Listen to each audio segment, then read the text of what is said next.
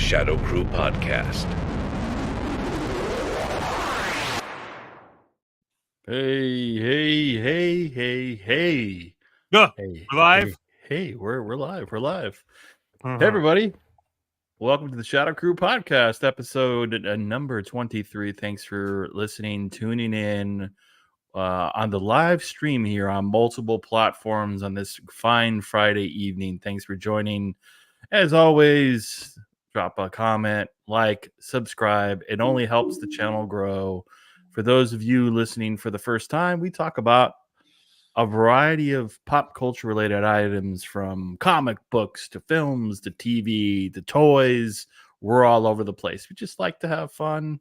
And it's something we do. We hang out at a bar or a restaurant or group chat. We like to bring it live on the podcast here every Friday. So for those of you who've listened before, thanks for joining in. We got a awesome amount of topics this week and a special guest that's going to be joining us. But before we unveil our special guest here on the Shadow Crew podcast, we're going to talk a little bit about the DC characters looming in public domain. So as you all know, a couple of weeks ago, the Mickey Mouse, the original Steamboat Willie, became available for a lot of other people outside of Disney to use. Well, guess what? Superman, Lois Lane, Batman, Joker over the next 12, 15 years will be available. We'll get into that. For those toy fans, the McFarlane Toys that are all over your Target and Walmarts, he's got all the different DC universe, Spawn universe, crazy price hike. And so our special guest is pretty adamant about sharing his thoughts on what this means for the industry. We're going to talk a little bit about Transformers and Thundercats and the new Indiana Jones video game, which I know Dr. Brantley's super excited about, but 1 million views plus on the IG and YouTube channel. And then lastly, our main topic of the evening, in a galaxy far, far away, to boldly go where nobody has gone before. It is Star Trek versus Star Wars in 2024. So it's not a retrospect, but it is like, what's more exciting this year and beyond? What franchise has the most hope? You all excited about this, gentlemen? Yes, because no one's ever talked about Star Wars versus Star Trek before. This is the first time kind of a thing. Brand new topic. I mean, we're breaking new ground. People even know the difference. Let's be real. Okay. Yeah, it's true. I don't think anyone knows that shit. And this is just going to be a quick conversation. We like the buck against the curb, brother. Yeah. Well, without further ado, we will invite onto the podcast our guest, actually the man of the hour, the Shadow himself. Mr. Shadowe is here. Oh, there he is. Shadow, for those of you who don't know Shadowe,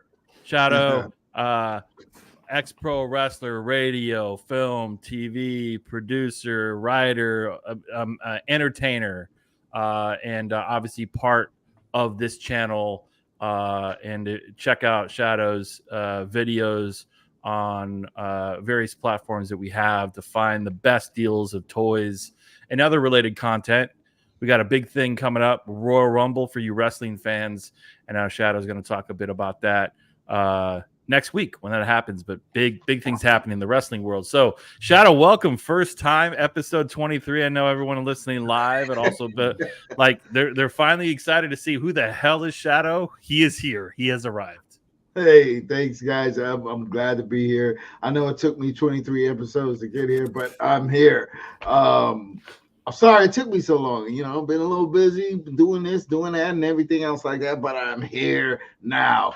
Yes, this Shadowe has arrived. I'm excited, man. I'm excited. I love the show. I freaking watch it every week, man. I'm enjoying what you guys are doing, man. I love everything and all the subjects and topics that you guys have been coming up with and stuff. And I'm also enjoying the Chatmatic unveils. I'm also enjoying Dr. Brantley and Mr. Storm's specials that they do and stuff. I love the Christmas special. I love the horror specials. Man, yeah, I'm just enjoying everything. I did like the unveil of what's it, Alf, Mr. Manic. I enjoyed that and stuff. So yeah, I'm excited. And also, I gotta give a shout out to the tech. He used to be the webmaster. Now he is the tech master. The tech master, giving a shout out to him and stuff. And the Iceman who's holding it down. Yeah, absolutely, guys. I'm excited to be here. Awesome, man. Well, we're excited to have you on the channel. We're going to jump right into the thick of things. And our first talk before we get into the meaty topic that I know, Shadowe, you want to talk about McFarlane Toys, but we're going to jump right into Superman, Lois Lane, Batman, Joker, Wonder Woman in public domain in the next 12, 15 years. Perhaps for those who haven't read the article, Dr. Brentley, you want to just give a summary of what's happening with these characters?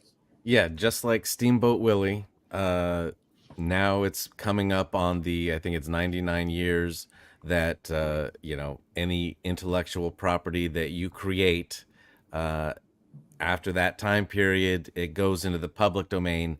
Anyone can pretty much do what they want with it. But with these characters, they've changed over the years.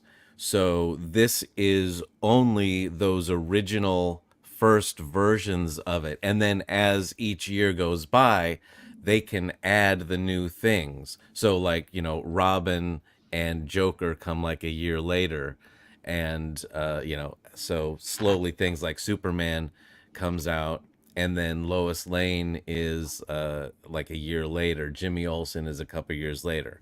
So Kryptonite is not available at first because that wasn't until a couple years. So, you can start telling stories with these characters, but it can only be what that original thing was. And ladies and gentlemen, that's why we call him Dr. Brentley, because no one else could have put that as eloquently as Mr. Dr. Brentley.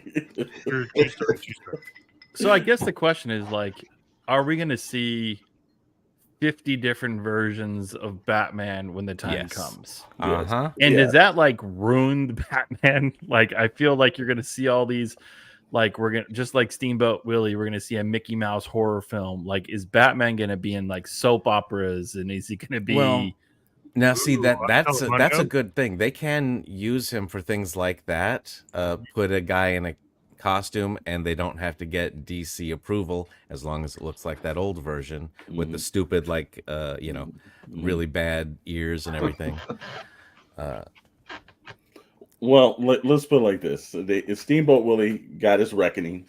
I think there's a lot of creators out there have been getting kind of punished over the years by some of these mega corporations, and it's a little get back time now. So I absolutely can see Batman, Superman, I believe Wonder Woman, a couple of those other characters. Yeah, it's going to be free range. And the only people that are going to be happy is Marvel, because they got a little bit of time for some of the they got really 30 years characters. So. But the thing is, they cannot do anything that will be confused with the current day Batman or Superman. So they can't do anything that looks like the current DC stuff. So it has to definitely look cheap or horror or something else, Will they be able to use the name too? Batman? Yes, the Batman, I believe, you'll be able to use. So here's my concept: Superman, Batman, and Wonder Woman, and a baby. And you do 3 men and a little baby, but you just have 3 heroes and a baby, and it's a comedy, and it's freaking wacky and stupid. But it's just the title alone, people show up to the theater. Batman, Superman, Wonder Woman, and a baby. You know what I mean? You could have Steve Carell play Batman. I mean, this is how crazy and wacky this shit's gonna get. Let's be honest, right?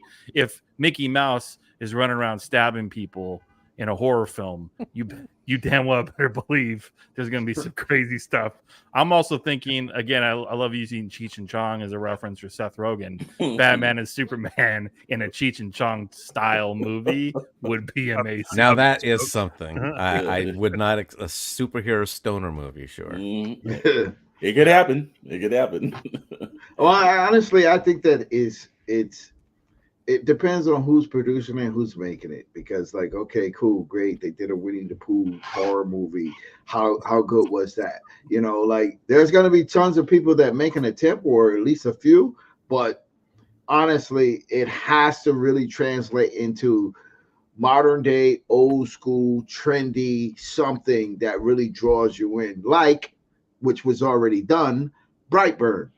Not saying that was a great movie, but I'm just saying he took the Superman concept and he brought it, he modernized it, and it got a lot of people's attention. So, oh my God, this could be like, this is Superman. So, you know, you do something like that, and you got the names now, it might, you know, you might have a hit. It's crazy. Yeah. Well, any other last thoughts on this? I mean, I think we've got some time before this actually happens, but I'm more interested to see what this whole Mickey Mouse thing turns into over the next couple of years. Yes, and DC is as well. They're going to be saying, like, what are their lawyers doing? Because we got to get our guys on it. I just think it'll be exciting to actually finally have a good DCU.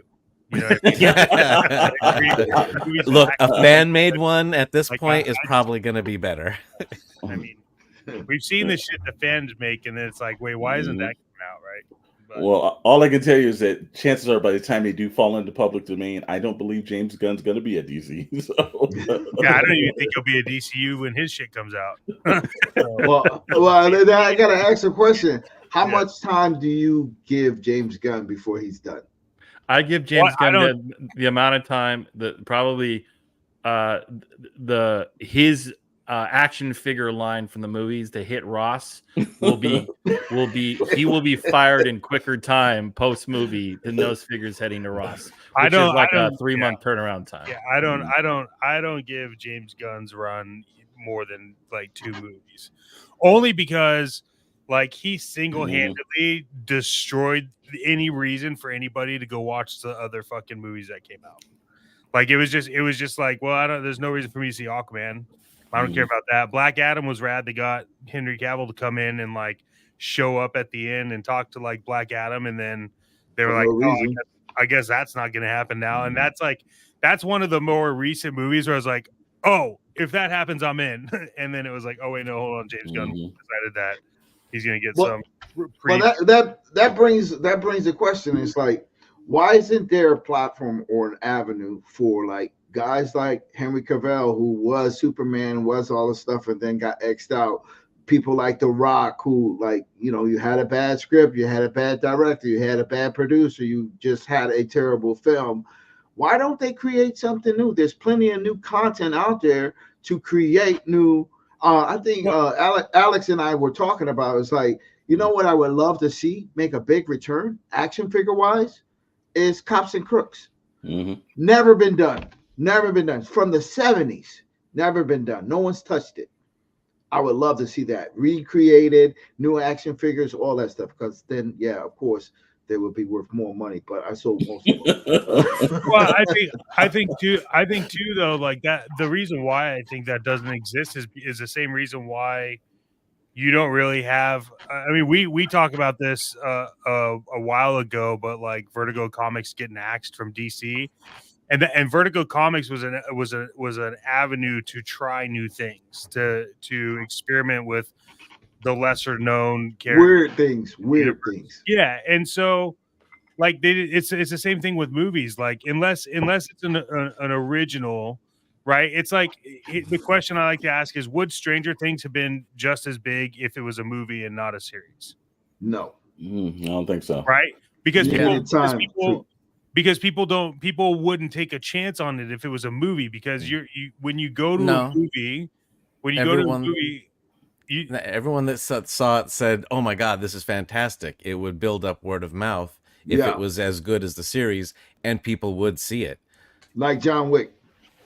Or you could say like the Matrix. I remember I hadn't even seen the television promo for the Matrix, and I think my cousin was like, "Wow, man! Like, I know you're in the comic books. You got to see this movie." And he dragged me to the theater, and I was like, "Wow, actually, this was pretty good." I think if it's good enough, but I think also Mr. Maddox does have a very good point, is that the studios don't want to take chances on something that is unknown, unproven. They're going to try to make all the money as possible. And if they have to keep regurgitating the same thing, they're just going to keep doing that because, one, they got shareholders. Two is that they feel like, you know, look how many Batman movies have we seen in the last decade? It seems like there's been like 3 rotations of them rolling out, from the end of Nolan's to, like, you know, whatever Zack Snyder was able to do in his 2, well, technically 3. And then you've got now Robert Pattinson. They keep rolling. And now there's going to be another Batman going alongside that. So they're just going to keep regurgitating the same thing just to keep capitalizing on that money, man. But Well, I think that that's the biggest problem in Hollywood right now, because like if you not including this year, because this year was the anomaly. Everybody started going back to the theaters. That's why Oppenheimer and Barbie, which I have yet to see and will not see, was so successful. You know, people grow, nostalgia, whatever. But if you look back a year ago or 2 years ago, it was low budget movies that you never heard of, screenwriters and actors, or not actors, but screenwriters and stuff that you've never heard of that won Oscars. So like literally there's room to take a chance. You just don't have to spend $250 million to make a movie. You could spend 25 million and say, hey, we spent 25, but guess what? On streaming, it made, it made its money back or whatever and stuff. We got the hits, we got subscribers. You could spend $25 million and just with a great script and a great, concept, make a great movie that no one's ever heard of before. Well, they are taking a big risk with a character that no one's ever heard of, and that's Madam Web that's coming out. So, oh my God! So they are taking a risk. They are taking a risk, a big risk. But they put money behind that, though. They put money behind that. Well, because they only have so many Spider-Man characters they can make movies out of, right? Sony's like, well, what do we got? Morbius didn't work. Madam Web, sure. Look, you literally could have taken what is it? I think it's Hammerhead in the Spider-Man universe? I believe so. Yes, I think you could have taken Hammerhead as a dude with a big giant head that is a street level character and made a great movie for real cheap. But I watched this trailer and I was just talking to somebody. They sent me a picture and I'm like, yo, this is going to be the worst movie I've ever seen, and it's going to be trash. It does not look like it's in the Spider-Verse. It has no concept other than the guy wearing a spider character, and it looks like the trailer alone, the extended trailer alone, you had no idea this was the Spider-Verse until the last 30 seconds of the damn trailer. But it's not a Spider-Verse. They said it's its own timeline. The movie takes place in its own Spider-Man. It's a Spider-Man thing. So just like Venom is not the Spider-Verse, it's still the Spider-Man shit. Yeah, no, I get it. I get it. Yeah. Trash, man. It's the longest Sony Spider-Man movie to date. Yeah. Oh my God. Yeah. I'd rather see Doc Ock movie with like tinfoil arms, like a B movie being filmed in someone's backyard than Madam Web. I mean, like, I could just throw this in. The best show that I'm watching right now, and just because it's like you get to see Kurt Russell and his son, not on screen together, but in the same series, which I love watching generations, in a project together. Monarch is fantastic. It's a great show. It's a great series. Mystery. You're waiting for the next episode to happen and stuff. Now, versus Echo, which Mr. Stone broke down to me. That was probably the worst thing I've ever seen, and that was just like horrid. But like, you can do great content, and Monarch. Okay, Godzilla's in it, but it's still like it's taking a risk because it's like it's just called Monarch. It's not called Godzilla or King Kong or any other things. You can be smart about things, and I don't think that this web thing is smart. I think that there's plenty of things that they could have done. There's plenty of projects they could. And what's the one thing? And this is what the fans are asking for. One thing.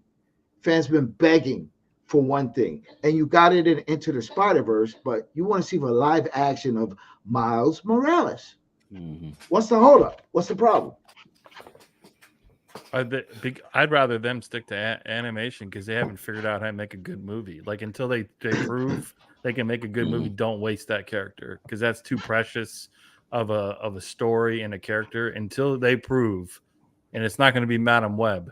Like don't ruin it. Like it'd be cool to see like Ghost Spider, but don't make a movie unless you can stick to animation until you figure out, because right now the anime. Like the Blade, we were talking about the Blade thing. I don't know, Shadowe, if you've seen the Blade video game trailer. So it's literally like a minute, and if you watch it, it's not a lot, but it's just like wow, like that's a hype. Like that was a real trailer for the movie. You'd be excited. I'm a little concerned about the actual Blade movie that they're potentially going to release or whatever. That's another character. It's like, man, Marvel has not proven yet that they can do anything really right. So that'd Yeah. suck if Blade come out and it's like a Madam Web, or if it's like a half-ass Echo. That's the concern, is these characters. What about Craven? This is gonna be a bomb too. Mhm. Yeah, It looks bad to you guys. Okay. Yeah, Mm. it's It a looks bomb. it looks better than the Madam Web. I tell you that. Oh yeah, I'd watch Craven before Madam Web. Are you kidding me? Shit, I watched Craven back. I'd watch it backwards before Madam Web. Just for Russell Crowe. I know Russell Crowe is going to be like a crazy stupid with a bad accent. It's going to be fun. Well, look, we've talked about it every episode. It always circles back to how Marvel's executing their films and TV series. In the comic book spectrum, in the action figure toy line spectrum, McFarlane Toys.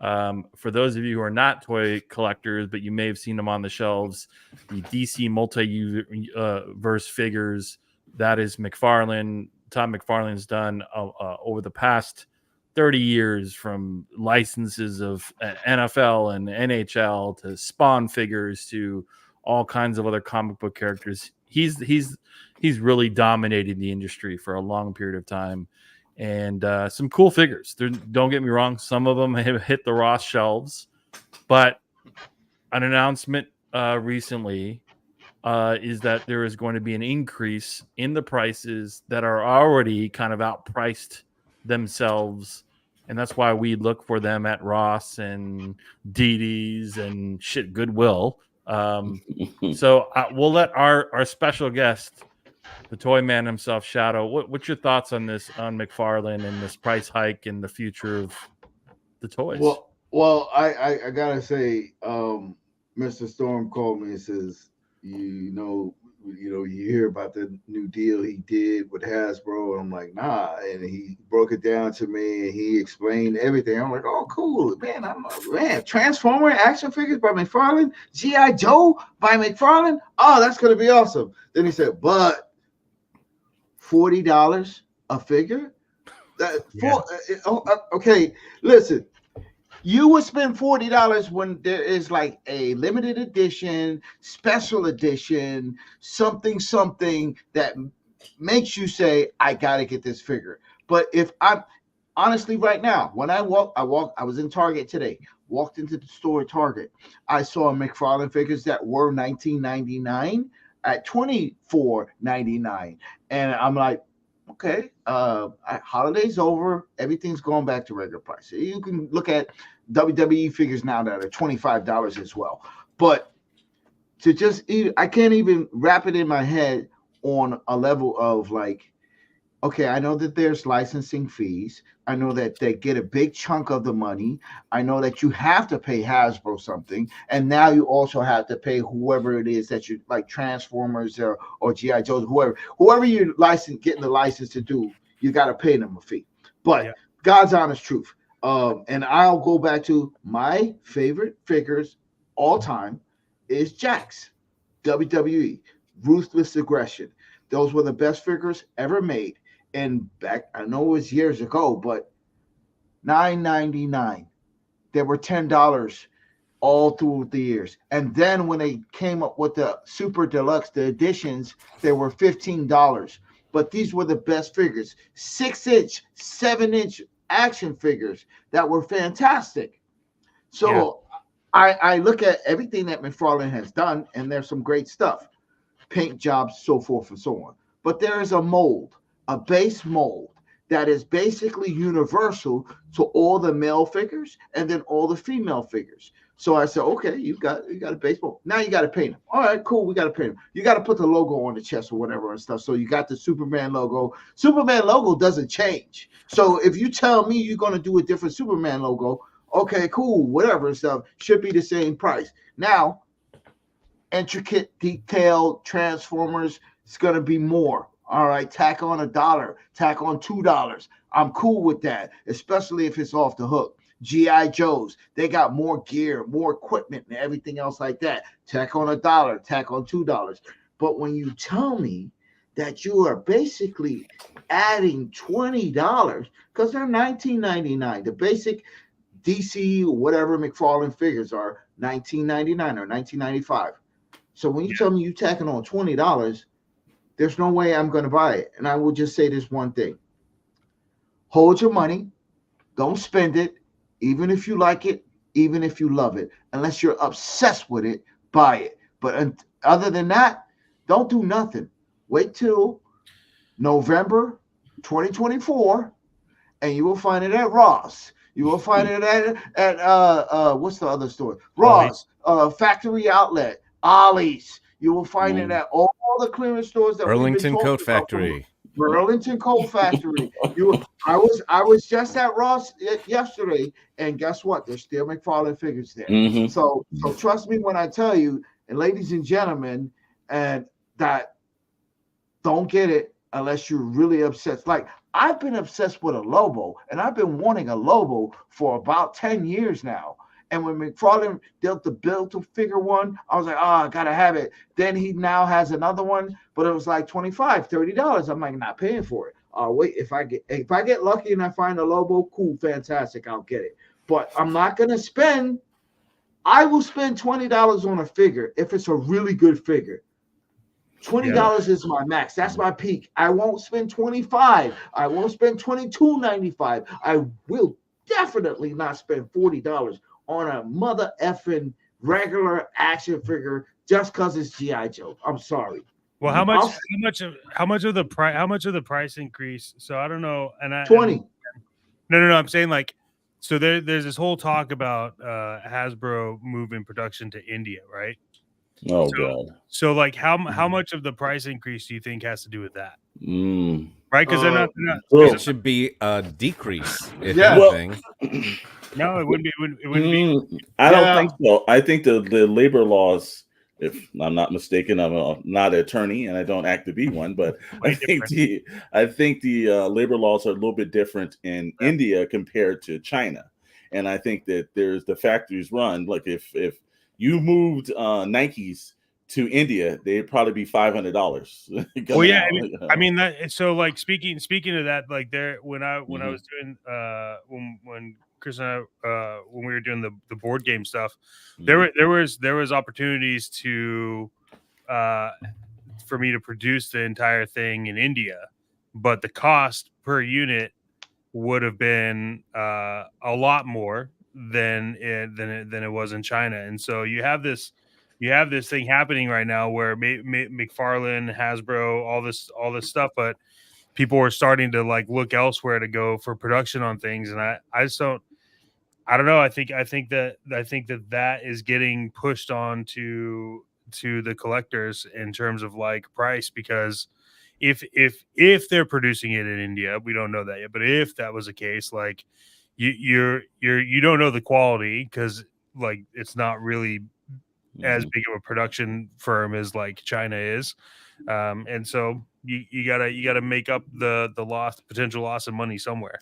Yeah, but but it's not $20, man. I agree with you, but you know, and here's the thing with McFarlane. Anyways, I just saw the latest line that he did with some of the multiverse figures, and his quality has started to go down.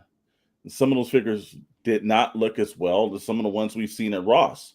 And I know there was a John Stewart Green Lantern figure that they had through Target that the quality has started to take. And that's the one thing that I think is pissing fans off a little bit more. It's just McFarlane stands in front of you and says, well, I'm champion. I keep the prices low. He's gone on several other channels. He just said that last year in November. Just did. And he was on all over the internet saying how he's a champion to the people. And I put my figures at this and everything. And then all of a sudden now we start him rolling into digital things. Oh, well, these are for the people that can't buy the figure. Well, they're probably cheaper than the figure to have an imaginary digital figure sitting in your computer. It kind of hurts when you're saying that you're the champion for all the collectors. And then you do a move that looks like you're just as bad as the greedy CEOs of the mega corporations that's dominating it. You can't have one and the other. So he might as well just say, look, hey, I got a business to run. I will respect it. But don't just go 4 months ago saying how I champion you, and then all of a sudden it's like I'm going to hit you with one of the biggest, because like, at least the Star Wars Black Series, hey, we knew that pricing was that was pricing was 2 years ago when he was claiming that. But all of a sudden now, if he is moving productions into India or whatever, that's, bro, you should have copped that into the cost of doing business. But you don't kill your customer base just because you want to make an extra profit on it. It doesn't work like that. They wouldn't be moving to India if he wasn't able to be exploiting people and saving some money somewhere. True. And, there's a reason. And I'll say this, that a good friend, well, I don't want to say good friend, but a friend, Emily Clark, who used to run licensing at Jack Pacific, made it very clear, is the mold, the casting that they had, and once they had that saved them a lot of money, because basically all they were doing was coloring, and then you just do the head. So when it comes to McFarlane, he has the mold, he has the die cast for all of these figures, all these shapes, every shape you can imagine. All you're doing is the torso has adjustments, and then of course if there's gear. But here's the key. When it came to distribution, that's where the money's at. McFarlane gets his money up front. There's a minimum, just like when you do comic books. When you do comic books, there's okay, you have to sell at least 10,000 books in order for you to be, whatever, blah blah blah. But with McFarlane, it comes down to this: if you think back when there was Jackson, there was the WWE, they had an entire aisle at Toys R Us. Yep. How did they get that?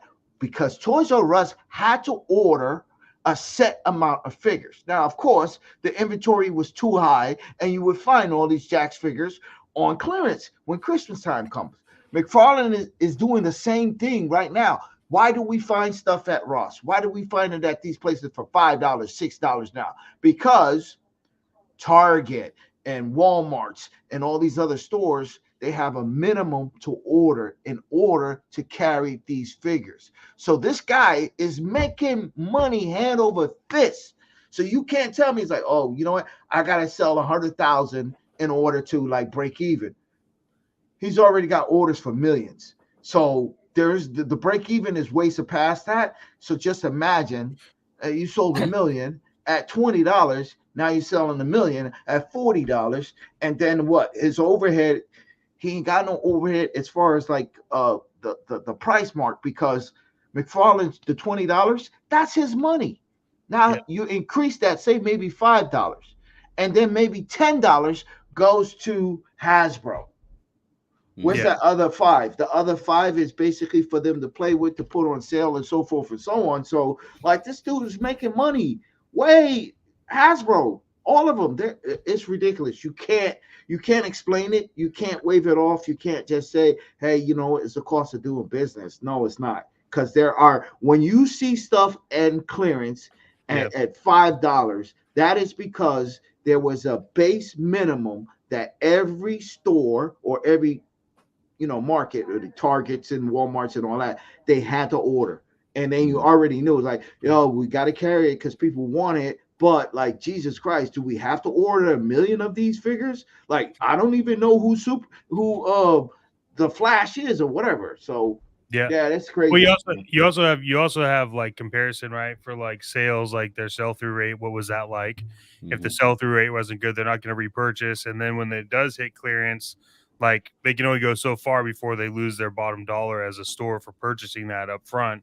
So all that shit to say that like he sells it at his cost to them and makes mad profit. And so anything above that is kind of like, it's just room to gain extra money and lose collectors, I think, because it's like at that rate of like $40 for some new figure, I would rather spend double that to go onto eBay and find like an old school figure, because I can't find it anymore. So the value of something that I can't just go and buy, you're now crossing that line when you're charging that much. And I think NECA gets away with murder sometimes on their price, their pricing. They do. But their quality is very good on every line. That's true. I gotta disagree with you on that one right there, because I got a mecha that I'm thinking in my head now. It's the star guy, whatever, with the white hair that's like thunder, and he's got a thunder symbol, whatever and stuff. I remember purchasing that for, I think it was like $30 or whatever and stuff. And it's like a 10-inch figure or an 8-inch figure. I got it. But you have to be delicate and careful with that, because the arm will fall off or the leg will fall off, and it'll be worth $0.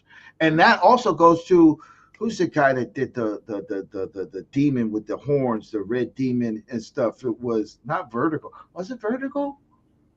No, you're talking about Hellboy? No, not Hellboy. It's another figure. I don't have to pull those out, man. I got figures now to where it's like, man, these are so awesome. I had to open it and everything and stuff. Arm fell off.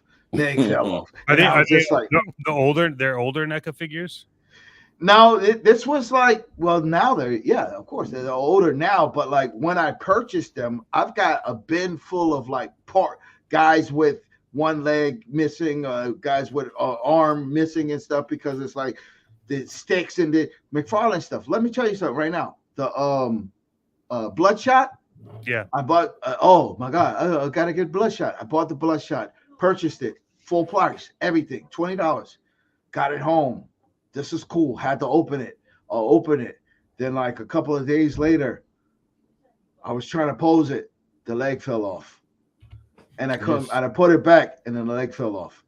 The builder figures. This is McFarlane stuff. The builder figures. The one with Batista, the big one with the head and all that kind of stuff. Oh, okay, cool. I got all the pieces. They were on clearance. So I was like, okay, cool. I paid like $6 per figure. Now I can build it. Put it together. They don't match. One leg's bigger than the other. The one piece doesn't fit. The sockets don't fit. So I had to take another one from another builder figure, McFarlane, and then I put the torso on the Batista, and then I put the legs or something on the other thing, and I built this random McFarlane builder figure and stuff. But it's quality. Well, that's why you're paying. That's why you're paying $40 for the legs to stick now. So, you know.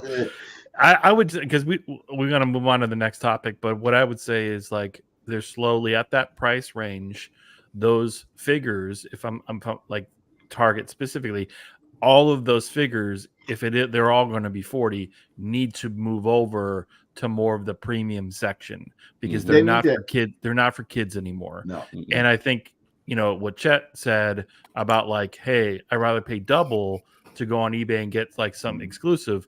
Look, if you're going to pay $40 for another 20 to 25, you can go Gentle Giant Studios and get a collector's bust for $65. And that's a hell of a lot more presentable on the desk or a shelf than an action figure from McFarlane, right? So like there's tons of that. You can even go to some of these other companies that do more collectable statues, and I'd pay $80 for something that I would keep long term versus I'm going to pay a Black Manta action figure for $40 that, well, how many poses can it do, right? And is it really designed to be a featured figure in a display case? So it's pretty crazy, and they're outpricing kids, and that's what sucks, because here we are, collectors, been around toys a long time. My daughter grows up, you know, am I going to pay $40 to get her a Wonder Woman figure? I mean, it's ridiculous. So can I just add this? One of the things that started the downfall of Jakks and why they didn't get a renewed license with WWE was because the Toys R Us, back when they were Toys R Us, they said, we're no longer going to carry these many figures, and you're not going to take up an aisle. They went from a full aisle to a half an aisle. Then they became a section, and everything went clearance. And then WWE moved to Mattel, and Jakks was done. Well, Jakks wasn't done. They were actually done after the Pirates of the Caribbean figures. But and now they're trying to make a comeback. But point being, McFarlane's taking up a lot of shelf space right now, and they're having this filled all these shelves with their stuff. And then when the year turns around and say how much we make on this quarter with the McFarlane stuff, oh, all that's clearance. He's going to be done. He's going to have little shelf life, and his stuff is going to be back at where he started from, the collector stores. Yeah. Yep. Well, I guess we had Shadowe give us the last word on that. Well, speaking, we mentioned Transformers just quickly before we get into a couple other things, just some hot topics. Transformers 1, the animated movie that's coming out this year. Big cast. You got Chris Hemsworth, Scarlett Johansson, John Hamm, some big voice actors in this. The story is of how Optimus Prime and Megatron first became enemies, which damn, I wish was live action, because that would have been badass to see. But with that kind of star power behind it, that tells me this animation is going to be great. What are your all thoughts? Because Transformers obviously worldwide popularity. The last film, Rise of the Beast, did really well in the box office. They're just popcorn movies, really cool. CGI is pretty dialed in.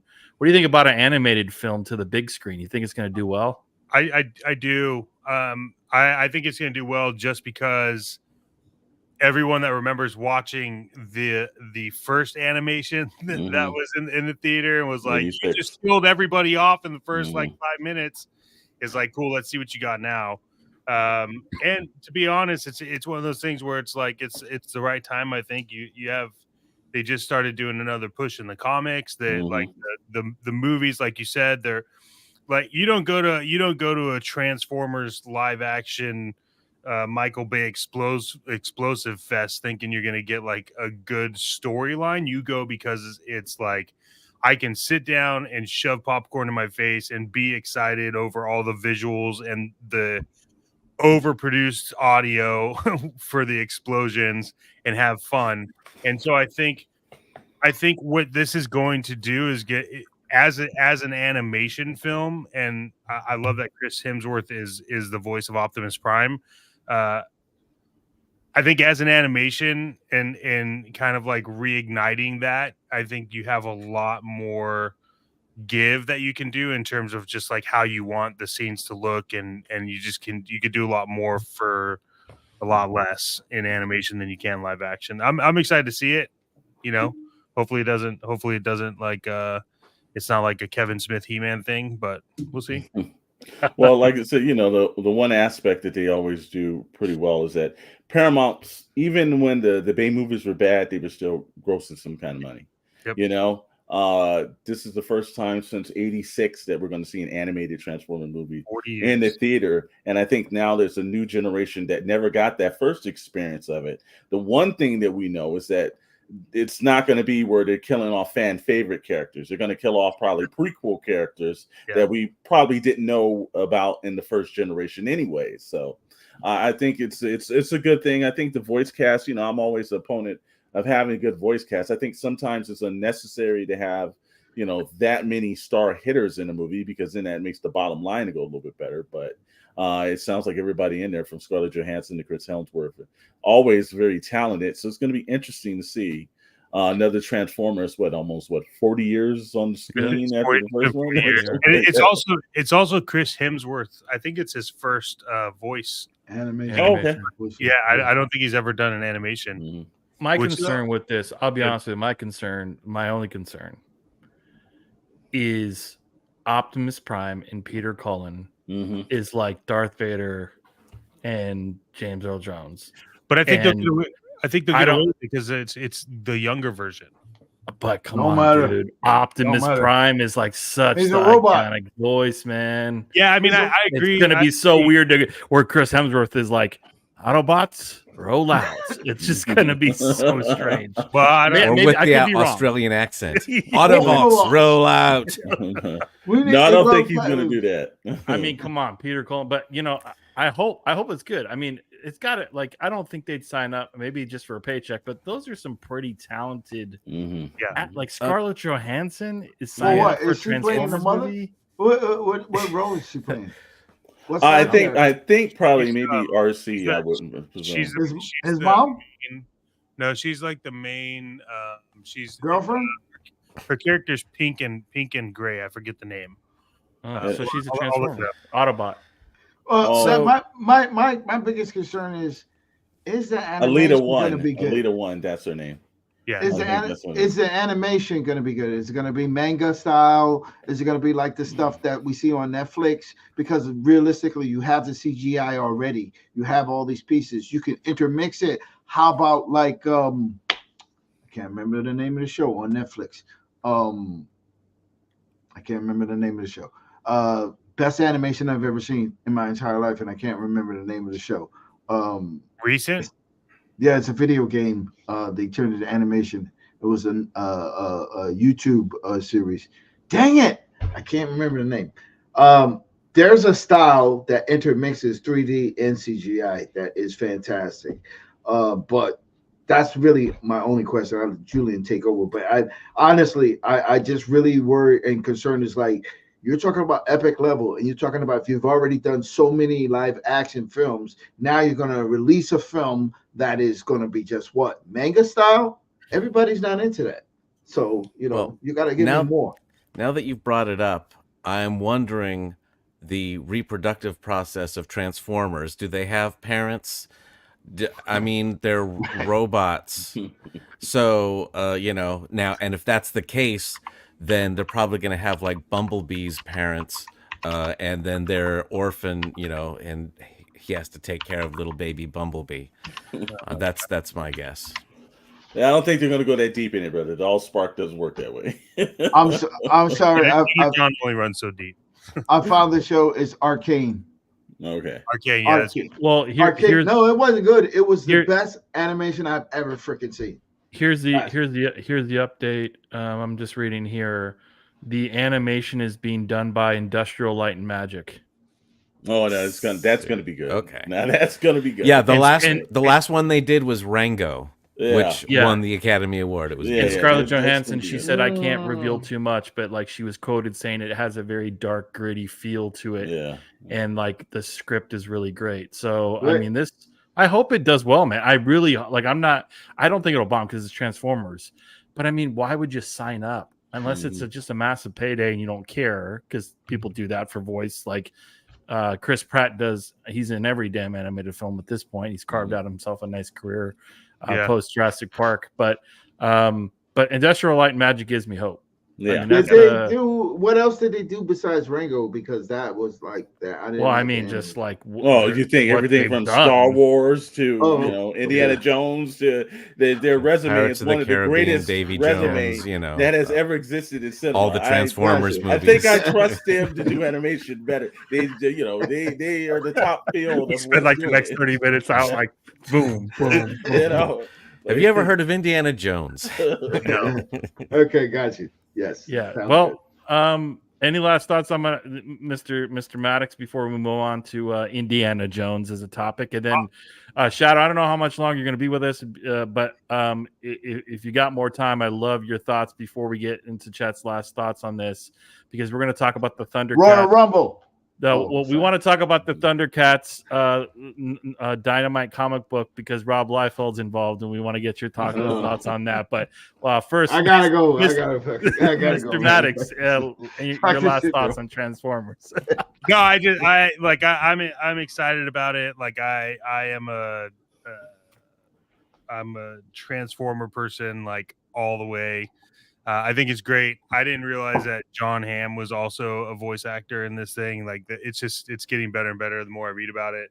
Great. We'll see. It could be a bomb, but I will always give Transformers a shot. I just hope there is a baby Grimlock. That's all I want. It's baby Grimlock. Baby Grimlock. Well, just quickly. Transformers babies. It's like Muppet Babies. I think you got something. Come on, I can see that on Disney Plus. Transformer baby. So Thundercats #1. Several different covers. It was record sales for Dynamite Entertainment. It was Thundercats, big name, retro 80s. So I get that. Jay Lee did a cover. Rob Liefeld did a cover. So did this help the industry, or this is just another like marketing money ploy? Or do people come in, they do the covers, no one gives a shit about the story? We had a podcast maybe a couple of weeks ago about this. Is it just a money ploy? No one's going to continue reading it. issue 2 no one's picking up. It's basically, oh, Jay Lee did the cover, Rob Liefeld did the cover, Alex Ross did the cover, right? What's your thoughts? I think that the sale two things. Dynamite picked up the license. Right, 2017 they tried to relaunch Thundercats. The first issue was good. The second issue sucked. No one picked it up afterwards. That's why it dropped. But I think that you have a massive push happening with like Super 7 and their toys and like the Thundercats layer. We've talked about this multiple times. People are trying to find whatever toy line hits. But what I think is happening is because they basically hoard out covers for Thundercats. The only reason why the purchasing was so high was because people were buying all of the number 1 issue covers because there's this hope that this will be one of the comics that you can invest in at $5 or whatever and turn it around for a profit on eBay a month after the stupid shit comes out. That's literally what I think is happening. But who's buying a Liefeld cover? Yeah, anybody, because there's a lot of people. He has a lot of fans. There's a ton of people that are like Liefeld, like, you know, you can have your own thoughts on Liefeld, right? But it's a known name, and people are going to buy it. Yeah. No, I'm gonna tell you. Group here on Liefeld. I'm just saying that like you have an opportunity to buy Thundercats #1 on Dynamite, new licensing. I'm gonna break kayfabe for a second. Let me tell you right now, Rob Liefeld is an untalented person that was successful. The person that did everything for him, that made him successful, that still works for him, which I don't even understand, is Marat Michaels. Marat Michaels is the talent behind Rob Liefeld. He is that ghost artist. He is the guy that did all his finishes. Basically, Rob Liefeld, all he did was just some doodling, and then, here, Marat, go ahead. These are my layouts. And then Marat would just basically redraw the whole GD books and stuff. Rob Liefeld is a hack. And anybody that's putting money in his pocket is a fool. Straight up. And I'm just saying that, not just to say, just because I'm just feeling this way, but like, I met him personally. I know the type of person he is. I met plenty of people. I can name off a list. Mr. Storm, Mr. Brentley, and Mr. Calkins can name off a list of the type of people we've dealt with in Hollywood that are the biggest assholes in the industry. And I'm telling you right now, Rob Liefeld does not deserve if you got Marat Michaels on Instagram running and trying to draw it, hey, I'll draw a monkey for you so I can pay my bills, while Rob Liefeld made millions off of all his blood, sweat, and tears. Man, I don't want to hear, dude. I don't even, man.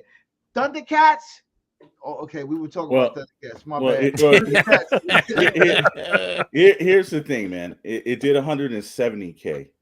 Now, McFarlane did 20 covers to issue 300, and I think he did 110, maybe 125. It's in 10 years, it's one of the biggest. This is not a fluke. This is not 6 covers that got this book over the margin. What happened was there is an increasing point of fandom. It did come down to, I think Super 7 did for one of the few times help the sales push, but also this writing team, they don't have, this is not like Jim Lee's coming in and doing like 3 issues of the book or some major dude. They've got people that not a lot of people know in this industry. So that lets me know that the subject matter, which is going to be their arrival to Third Earth and the other thing, people wanted to see this book.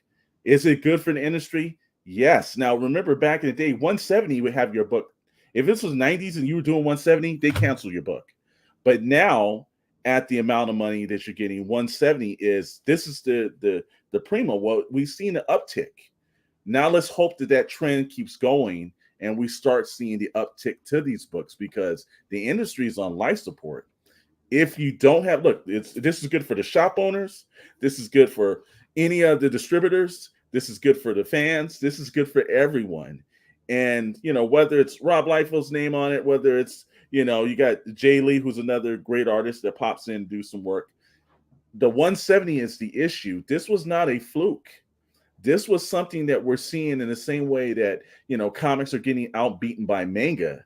We should actually be wondering, what was the formula? what did they do to get these orders? And hopefully Marvel, DC, and some of these, an Image and Dark Horse start taking a look at this and saying, what can we do? Maybe because it's a Thundercat title is one, maybe we cut 10 Batman titles and we concentrate on just 2.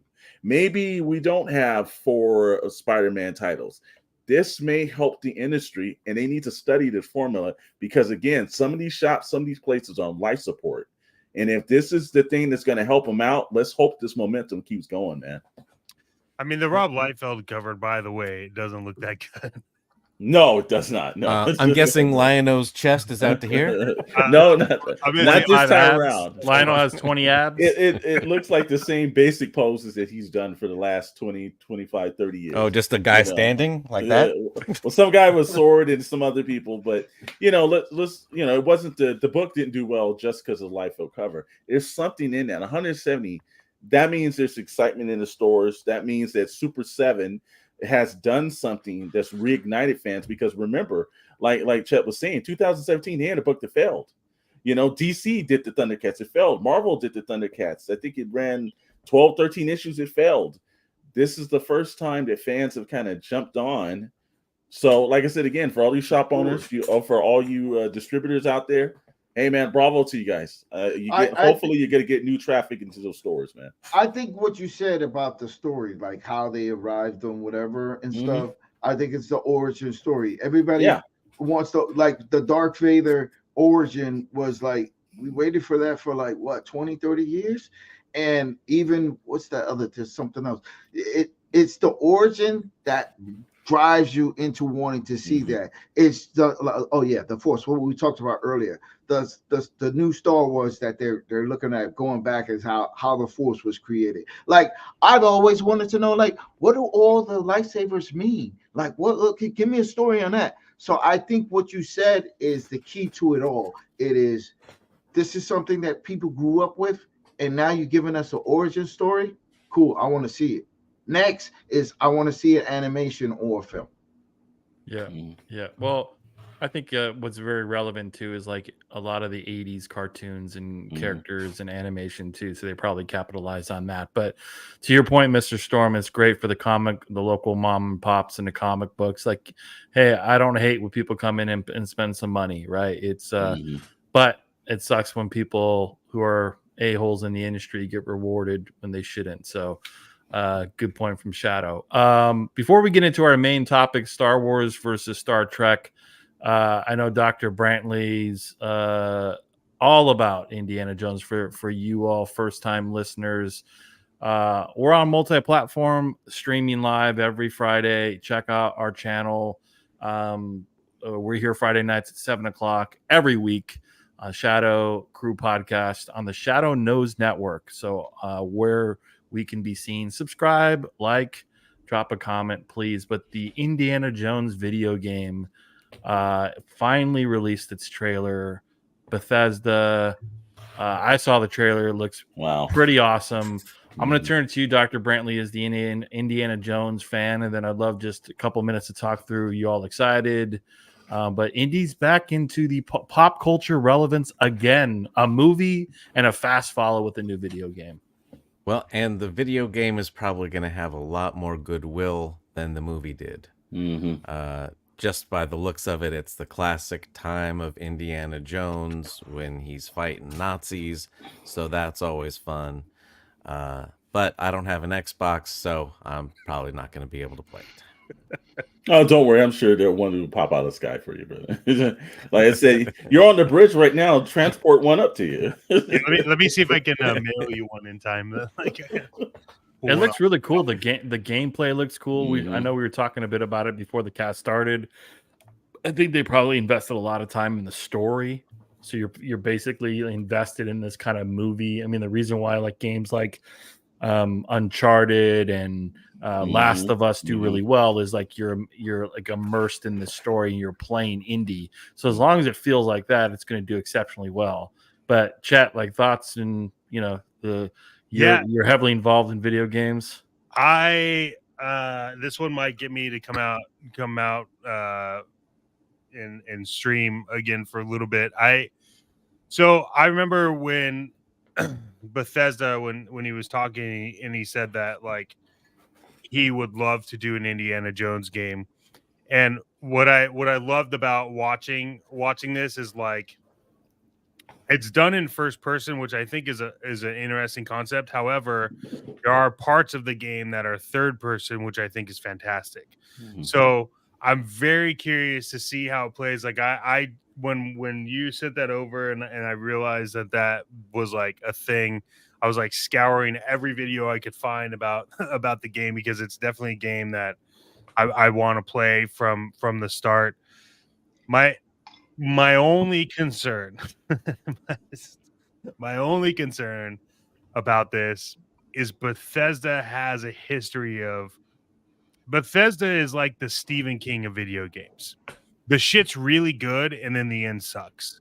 And so I'm hoping that's not what happens with Indiana Jones, because I don't know how you could screw up the end of the game. But like I said, I mean, like I'm excited because it's literally what we've always wanted. We got it with Tomb Raider. Tomb Raider was like fantastic to play. All of the Tomb Raiders are fun to play. Uncharted, one of my favorite series to hit PlayStation. Last of Us, obviously, is kind of like that. Last of Us 1. We don't talk about Last of Us 2. And so Indiana Jones, if it's done right, not only could it be a very, very good universe, but there's so much expansion opportunities in it, and not just like I'm not talking about microtransaction and picking at your pockets. I'm talking about just like storylines. Like however this ends, they could go into another one the same way that they did the movies, and it's just only going to get better. So I'm really hoping that they don't put the like Bethesda curse on it and make the ending horrible. I'm excited. I'm definitely going to play it. Now, I wish they would have spent as much time coming up with a better name, because the Great Circle doesn't really sound exciting to me. That's what I'm talking about. Like the Great Circle with Indiana Jones, you know that at some point in time in this game, they got to explain the Great Circle. Well, they explained it in the thing that I watched, which, it's all the megalithic sites around the world. If you connect them with a line, it forms a great circle around the globe. But I'm guessing there's better descriptive terms you could have used than great and circle. Yeah. Well, it came down to that and the mediocre triangle, and they went with the great circle.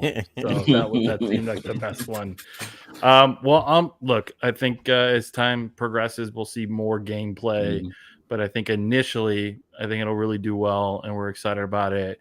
And if you want to fund Dr. Brantley's Xbox, drop a comment and support the channel, because the more subscribers and likes we get, the more money we could potentially make, and that could go into a live stream opportunity for Dr. Brantley. Who doesn't want to see that? Dr. Brantley streaming Indiana Jones live. Exactly. And I will wear the outfit the whole time too. Yeah. we need to put up this Cash App. Yes. Please, sir, would you spare an Xbox? Yes. On to our last topic of the evening, and that is Star Wars versus Star Trek. And we're not going to talk in retrospect of is Han Solo better than Picard? Is Chewie better than a Cleon? We're talking about as the franchise stands today, this year and beyond. What is better set up for success? What is the better looking franchise moving forward? Movies, TV, animation, storylines, who's at the helm creatively? Lots of things going on in the Star Wars universe. Some initial things now happening with Star Trek, some current stuff series on Paramount Plus, but like some other stuff happening. So let's get into it. Well, Star Trek versus Star Wars. Well, before we get into that, because I know, like I said again, our time is very limited with the Shadowe Man, because his press agent told me Don't hold them too long. So, and like I said, his time is very precious. His time is we're paying Mr. Chatmatics to be here all the time, but Shadowe did us a favor tonight. So we'd like to thank him for showing up, and hopefully he will keep popping back in. So now everyone knows why it's called the Shadowe Knows Network. It's not because of the Shadow Crew. We're called the Shadow Crew because we're just the sidekicks. This is the man right here. So thank you, Shadowe, for popping in tonight, brother. I've had fun, man. I love you guys. This has been fun, and I don't know why it took me 23 episodes to jump on board with you guys, but I promise this: I will be back if you guys will have me. Oh yeah. I like to run my mouth sometimes too long, and look, I already see it's already over an hour and stuff. So y'all start talking about Star Wars and Star Trek, I'm gonna go on and stuff and blah blah blah. So also, you got some new toy hunts coming up for the channel, right? Yeah. First, let me give a shout out to Toys versus Games, which Mr. Storm, I see that you stay on top of that, letting everybody know what's up. I got some good things coming up. I'm going to Toys versus Games. I got some things to take and trade, and also to get like an in depth on what he's got going on, and give people like an insight on a collector's store and like where you go and why you go there and why he does it, because he has a great story on why he does it and stuff. So yeah, I want to dig into all of that stuff and share with everybody. I got some clips coming up and stuff. Like I said, I just went to the Ross and stuff, and yeah, AEW has dropped on. And Chris, man, AEW did drop at Ross. So yeah, thanks again, guys. I'm gonna shut my mouth up and stuff. I'm gonna go ahead and I need a refill anyway. So yeah, thanks a lot, guys. Appreciate it. I'll be back. And we definitely, I think Mr. Chris said we trying to set some stuff up for the Royal Rumble. Look for a Royal Rumble video coming out. And talk about the state of wrestling, and we'll see what that looks like after the Royal Rumble, because that's going to tell us what's happening at WrestleMania. And are we looking forward to it, or did they drop the ball? So a lot of interesting things, including a big major injury that just happened to a big character in the WWE universe. So more to come, and that's next week. Saturday, Royal Rumble. So look for that video next week. And it is the Squared Circle reunion. It is. Yeah, the Squared Circle reunion. The Iceman, the Web Now Tech Master, and the old Shadow Man. Yeah. All right. Guys, thanks a lot. I really appreciate it. I enjoyed it. Ciao. Awesome. Really good to have Shadowe on, and let the nerds talk about Star Wars and Star Trek. I'm just glad that he, really was reserved about Rob Liefeld and how he felt with him. I wish you would have told us how he felt. Well, I think he was classy. It was very classy the way he went about. His PR people were hitting me like, get him off the show. Before he says anything else. Before there's a lawsuit said the Shadow Crew. It's like, you guys do understand it's called the Shadow Crew podcast. So you're liable for anything. Well, let's just say Rob Liefeld. Let's just say that Shadowe is Rob Liefeld's X Factor, if you know what I mean. Okay, moving on to Star Wars versus Star Trek. So, what are y'all thoughts here? And please, anybody in the channel, comment your thoughts on what the future looks like. I've always been more of a Star Wars fan than a Star Trek fan, although I do appreciate some of the things that have come from the Star Trek universe. I think my perception that aligns with a lot of people's thoughts is just like Star Wars is a bit more action oriented when it comes to the movies. And I think Star Trek is a bit more cerebral when it comes to some of the things like TV series and films. Not all the cases, especially the newer Star Trek stuff that has come out in the past. If I look at like what is on the horizon in the Star Wars universe, what gets me excited is that there's still some really cool characters out there and some good stuff. Dave Filoni at the helm. We've talked about Mandalorian Grogu movie. I think will do massive amounts of money in the box office. I still like Andor. I thought, it developed slowly, but it ended really strong. And a second season of that, I think, is going to be really badass. Ahsoka was really good. And I think if that continues along that path, that's going to be really cool. And like I've talked about like the kids animation, like the Young Jedi, that stuff is kind of cool. They still got the cool iconic characters, right? Mhm. What scares me though is these like other one-offs, like this Rey movie, the spin-off of the last films. Some of the other TV series is oversaturated. You've got the Bad Batch, you've got this other thing coming up with like Jude Law that could be good. And so it's just like that's what is like, at least Star Trek, in my opinion, has less of that. It's not as oversaturated, right? It's like when something comes out, you're like, they've only got 4 TV shows on the air now. Well, but you know what I mean? Like it's Star Wars is just everywhere. It can be in your face, and it becomes less special. Like MCU, that's what happened. Is not only was it bad writing, the thing we can get into that, it was just a lot of Marvel. And it's like another Marvel TV series. Okay, I'll get to it. Versus, first Marvel TV series. Oh wow, Avengers movie. You got to see it now. It's like every other 3 months there's something new. So, if I'm looking at observationally, my heart is with Star Wars, but I have to be honest and say, like, if Star Trek turns around some really cool projects and Star Wars fails on some of these, I don't know. It could. It's 50-50. And only my heart speaking Star Wars. I think it's it's 2 different separate concepts. One is, rebellion and chaos through the universe, and the other one is the perfect future utopia where we have achieved other things in the higher enlightenment. And so I think it does appeal. I think the action fans love it. I think the intellectual fans love Star Trek. I happen to love them both down the line. There are pluses and minuses in both franchises. I think the upside has been Star Trek over the last decade. And I think that, the first couple of seasons of Discovery was fantastic. And it so gave us a little kind of, and I'll be honest with you, I really do think they took a little bit of the framework of what Star Wars was doing into approach now, because if you look at Star Trek, they only had the 70s animation. Now they have 2 animated shows. Prodigy does extremely well. Lower Decks is okay. It's just kind of a little bit of their South Park kind of scenario, but it has very funny moments. Crossover was fantastic between the animated show and the actual Strange New Worlds.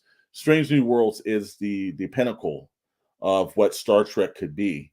But the last season of Picard was what we should have seen in season 1, technically.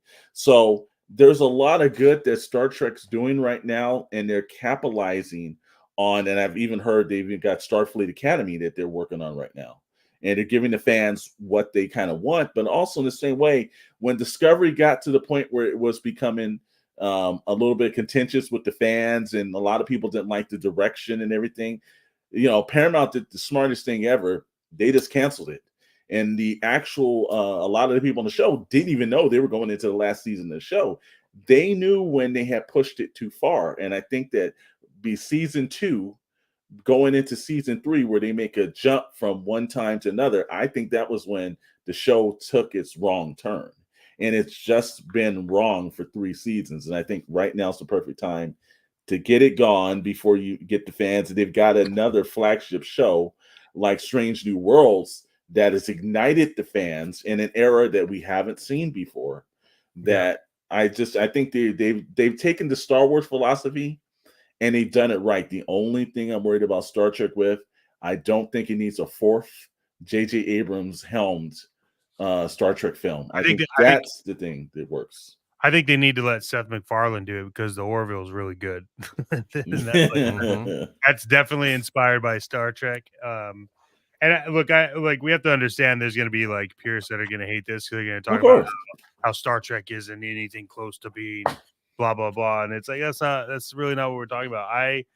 I personally am always a little bit more excited to see what they do with Star Trek than I am with Star Wars.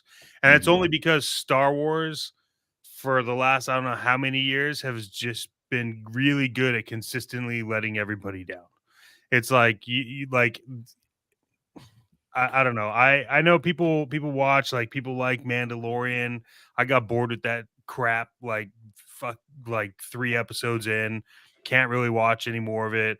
Like, Ahsoka was great. The ending sucked. It's just like, how many more times am I gonna have to watch something that has millions of dollars invested in it, but nobody cares about like the actual thing, which is where I feel where Star Trek gets an advantage for me, at least, is that I feel like everyone involved, whether or not, like, and I agree with you, Mr. Storm, about Paramount canceling it at the right time, but Mhm. that's why I like and I'm excited about what Star Trek does, because it feels like people are just more in tune with what the, like, fan base is feeling about Star Trek.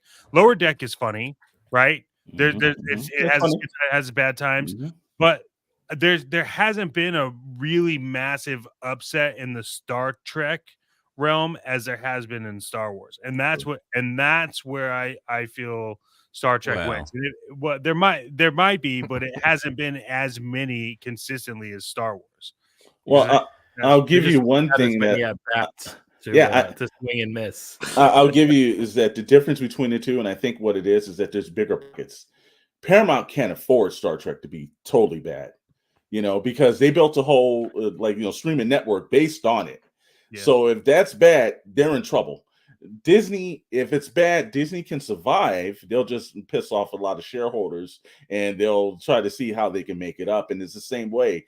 Like, I think the heads of, you've got the Kathleen Kennedy effect over at Star Wars, that for all intents and purposes has been a very negative effect.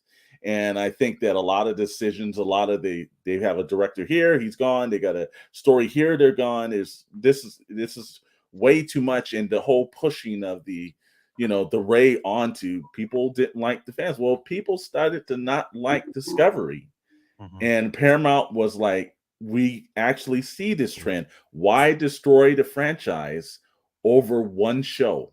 Let's just get rid of the show. And also, it was probably their highest running show anyways in the Star Trek realm, so you probably saved some bucks. yeah, and with Star Wars, I think they're actually trapped by the success and Hmm. how big all the movies are, because if every show is not exciting and action packed, people are like, "Oh, what the hell was this? It was boring, nothing's going on." Whereas Star Trek, you can do anything in any episode. Like, you can Hmm. see God, or you can go back in time and visit a whale. There's all kinds of Yeah. crazy stuff that you can do. And so you're not limited by what Star Wars is. As in Star Trek, you can, anything, Well, absolutely anything. I'll tell you, one of the smartest things for Star Wars that ignited the fans and got them to the point was the Clone Wars. There was a certain portion where we had seen everything and we got tired of the prequels and everything else. And then the Clone Wars came out, and people were like, well, wait a minute, these stories are interesting. These stories are told and directed. Well, a la Star Trek took a little bit of that. And you got to thank Dave Filoni for that piece of magic over there at Star Wars. But now we're Prodigy. And if you're looking at the numbers that's getting on Netflix right now, people are talking about, wow, because you can introduce a younger audience and keep that phenomena going. And I think there's a lot of things that Star Wars doesn't do as well. Tolerance is taught in Star Trek. Star Wars is about, hey, gunsling or, lightsaber somebody out of your existence. It has these kind of like different metaphors, but Star Trek has its pluses and minuses. Star Wars has its pluses and minuses, but I think if you're a fan and you're not happy with both of these progresses that they're doing this coming year, then you just don't like sci-fi, because Yeah. you've got two very good options that you can get. Now, I will say, thanks to the Paramount Plus, it's a little bit more affordable for Star Trek. Well, Yeah. isn't Star Trek Prodigy Nickelodeon? And no, it was Nickelodeon. Now it's on Netflix. So the second season, and I Wait, think that was not Paramount's so terrible. it's not licensed by Nickelodeon? No, no, no. It was supposed to be. It was a dual show. It was on Oh, Paramount Plus, and then the later episodes they were going to try to transition to Nickelodeon. I think they rolled that out wrong, but it picked up enough goodwill to Netflix picking it up, and now it just premiered in December on Netflix, and it hit record numbers. and they've already got a second season going. So I think the same way Clone Wars ignited fans, younger fans, Prodigy is going to do that as well. Yeah, This and goes if you back- haven't seen Prodigy, if you're a Star Trek fan, at least check out, I believe it was called Kobayashi Maru. It was. The episode where Mhm. they bring back a bunch on the holodeck of your classic favorite characters with their original voices. Yes. And it's beautiful.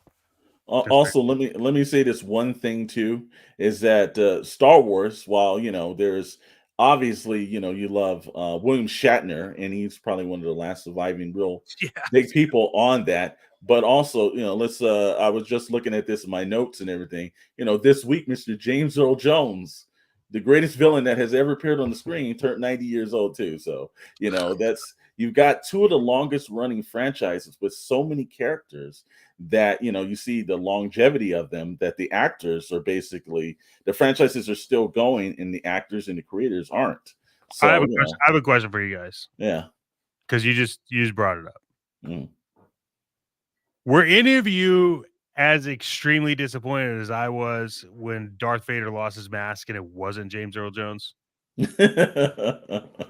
Well, see, to be honest with you, when I was younger, I didn't know the difference between the actors of if it was James Earl Jones, or because we didn't have the internet, we didn't have spoilers, we didn't have all these situations. So I mean, I didn't really know what to think. It's just that his voice changed. Okay, it was no big deal.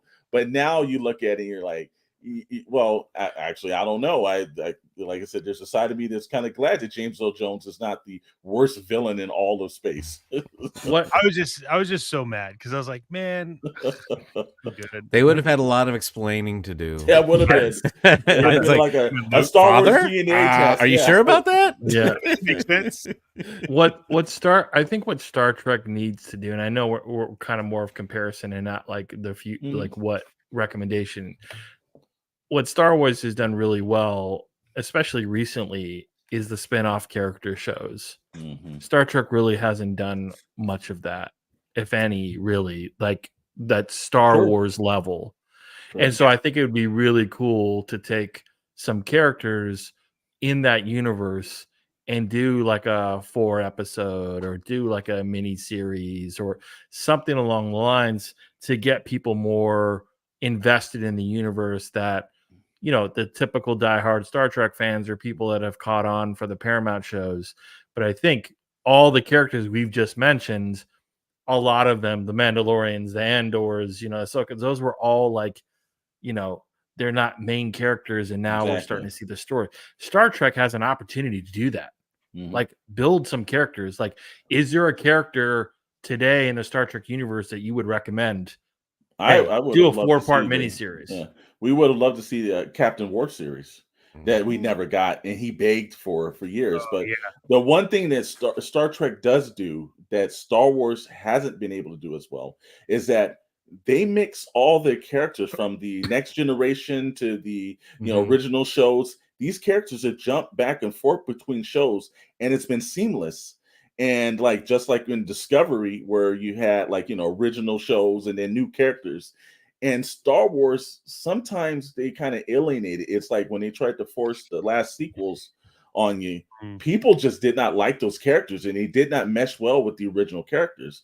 Star Trek has done that for like decades extremely well. Yeah. So, there's a lot to learn from both franchises, man. Well, what about like a Bones spinoff? I would love to see that. We would love to see a lot of those. They have the opportunity, I think, though. But the problem is like there's deeper pockets at Disney than Paramount's pockets. Yeah. Now Paramount combines pockets with Warner Brothers. You may see a lot more exploitation of those characters. But see, that's the opportunity that's in front of them. Is like you can make this franchise for a newer generation so much more powerful than it is today, because sooner or later, more and more of the older fans are going to be gone. And so you're not quickly developing a younger audience that the Star Wars universe is. The Disney ties definitely helps them. The theme parks, the merch. But I think it's never going to get to that level, but you could at least capitalize on a growing TV film market of people looking for new content and new exploratory characters. So that's what I would say. I think that's where Star Wars Prodigy comes into play, though. Is Sure. like you can use that to build like a young audience super quick, especially Mhm. if they're pushing it hard on. See, I always have problems with Netflix majority of the time, but I'm always aware that Netflix is extremely smart at Mhm. picking up franchises that didn't live out. Like they did it with Lucifer. I don't know if you guys ever watched I that. did. One of my favorite shows. But they canceled Lucifer, and then Netflix was like, Mhm. "Nah, this shit ain't done yet." And Mhm. it was great. They finished it off great, you know. And they're doing that with Prodigy. They did that with we talked about this like offline a little bit with like the Marvel series. Like Netflix nailed all of the Marvel ones they did. I know some of them had backlash, but like Luke Cage was one of my favorite ones they did. It was like just a different way to tell a story, and I see that with Star Wars Prodigy. And if they just continue down that path and Mhm. do animations that aren't necessarily adult animations, but like teeter on that, I think they have an opportunity to get a really young audience, and not to mention the sheer amount of like profit to be made from toys off of like Prodigy. Like, come on, if your kids are into it and they see it on Prodigy, they're gonna want the toys. That's how it works, right? Like that's like so there's a prime opportunity here for them to really do something with that IP, and I'm hoping it does go down that path because Star Trek is definitely a whole different concept than Star Mhm. Wars and has very many things. And I think that it's been that way since the beginning of time with Star Trek. It's been like we talked about, you know, go visit a whale, go go visit God, go visit this weird square in space. It's a bunch of robots that are. It's like so. Abraham Lincoln, you Yeah, know, it's Abraham like, was like, what the hell is going on in this? But the thing about Star Trek, which is awesome, is that there's always some weird ass lesson you're learning in every episode, and even as an adult, you're like, I hate that you're teaching me shit. Well, I will say though, So do they have space whales? yes, they do. They do. Well, it's a whale that was in space. Yes, He wasn't actually Okay. in space. He was on the It spaceship. counts. So, It yeah. counts. And they did it first. Yes, Technically, they they do. did it They first. do first. Well, I know we got a few more minutes left. Any other thoughts on the Star Trek Star Wars battle here? The next 2 years, we could go around the horn here. You get to pick Star Wars or Star Trek the next 2 years, 2024, 25. What do you look more forward to? Dr. Brantley, we start with you. Star Wars is going to make way more money with a Mandalorian Grogu movie, but I am actually looking much more forward to Star Trek, see what they do with the fourth movie, because it sounds like they might not be doing the Chris Pine thing immediately. They're doing some other kind of a Star Trek based movie. So it could be interesting, but it will not make nearly as much money. Yep.